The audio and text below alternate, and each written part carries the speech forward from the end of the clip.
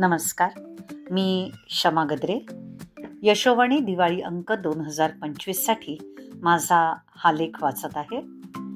याचं शीर्षक आहे मैत्र जीवाचे. मैत्र या 2 अक्षरी एका शब्दाची व्याप्ती, त्याचा परीघ खूप मोठा आहे.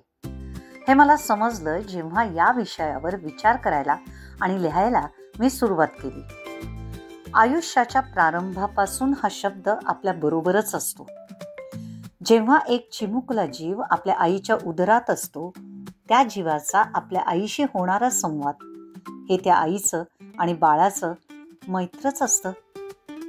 आत्म्याला ईश्वरापर्यंत नेणारा हा प्रवास, आई हा प्रवास सुरू होतो तो त्या आईचा आपल्या बाळाशी होत असलेल्या मूक संवादातून. आईच्या प्रत्येक श्वासात आणि घासात सहभागी असणारं तिचं बाळ तिच्या बरोबरचा प्रत्येक क्षण अनुभवताना हे मैत्र जपत असतं. बाळाची आईशी जुळलेली नाळ हा तर त्या दोघांमधला जणू निखळ मैत्रीचा काळ. आयुष्याच्या प्रत्येक टप्प्यावर वळणावर कोणत्या ना कोणत्या रूपात हा मित्र भेटतोच. बाळपणीचा काळ सुखाचा हे वाक्य म्हणताच आपल्या शाळेची, तिथल्या मित्रमैत्रिणींची आठवण आल्याशिवाय राहत नाही. शाळेतली मैत्री इतकी निखळ आणि आनंददायी असते की त्या आठवणी मनावर अक्षरशः कोरल्या जातात. खांद्यावर हात टाकून रमत गमत शाळेत जाणं, वर्गातल्या बाकावरची जागा वाटून घेणं, चिमणीच्या दातांनी चिंचावळे खाणं, विविध स्पर्धा, गॅदरिंग यामध्ये एकत्र भाग घेणं, मिळून अभ्यास करणं, खेळणं, दंगामस्ती करणं, लुटुपुटूची भांडणं करणं आणि सरते शेवटी कट्टीबट्टी करताना एकमेकांचा हात घट्ट धरून हा मैत्रीचा धागा अजूनच घट्ट करणं. हे सगळं लिहिताना मला माझी शाळा आणि त्याच्या आठवणी इतक्या दाटून आल्या की खरंच वाटलं, कोई लौटा दे मेरे बीते हुए दिन.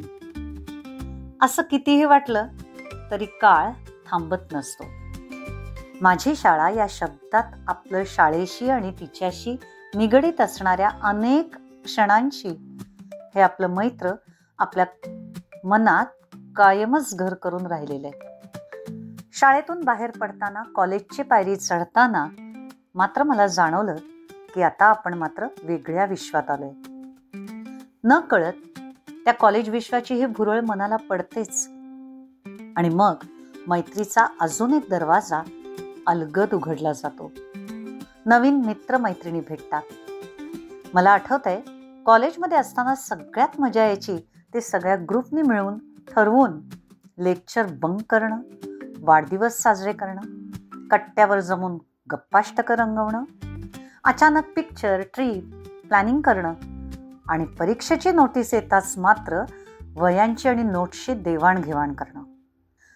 सगळ्या कॉलेज विश्वाची खास जागा म्हणजे कॅन्टीन, जिथे 5 रुपये वडापाव, समोसा, चहा तो सुद्धा कॉन्ट्रीब्युशन करून घ्यायचा आणि तासनतास तिथेच रमायचं.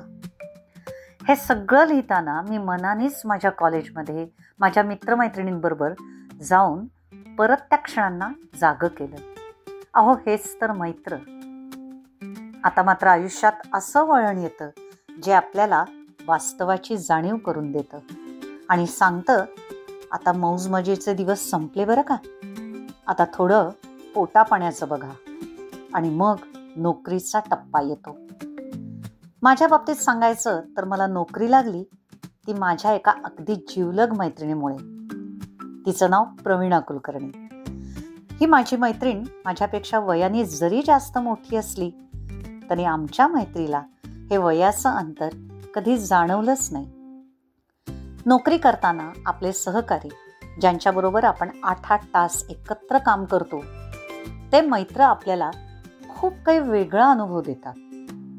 एकमेकाला कामात मदत करताना, एकत्र डबा खाताना सहजरित्या अनेक घरगुती गोष्टी देखील शेअर केल्या जातात. सल्ला सुद्धा दिला घेतला जातो. ही साथ सोबत निवृत्तीपर्यंत असतेच असते.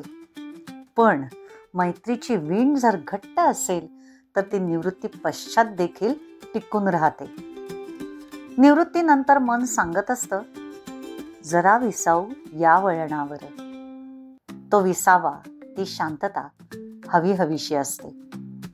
घड्याळाच्या काट्यावर चालणारं आयुष्य आता जरा आपल्या वेळेनुसार असावं असं आता मला देखील वाटू लागलंय.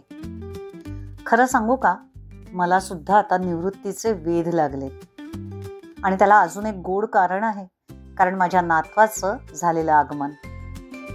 ज्यावेळी मी माझ्या नातवाला पहिल्यांदा उचलून छातीशी घट्ट धरलं, तेव्हापासून आजी म्हणून त्या माझ्या नातवाशी माझं मैत्र जुळलं.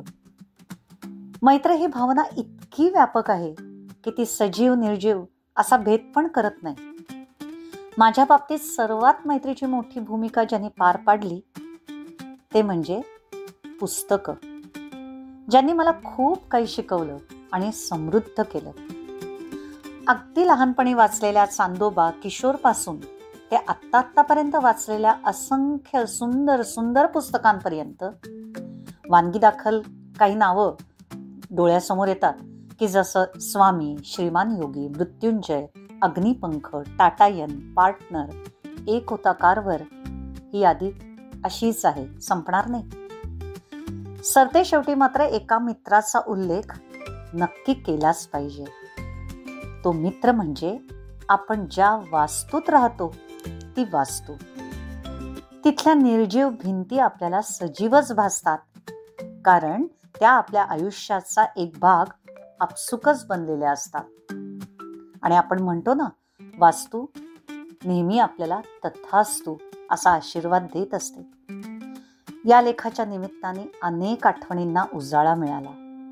मैत्र, मित्र, सोबती सगळं आठवलं आणि प्रकर्षाने जाणवलं, अहो शेवटी काय आहे, जपून ठेवणं महत्वाचं. मग ते सुगंधी फूल असो किंवा आयुष्य सुगंधी करणारे मैत्र.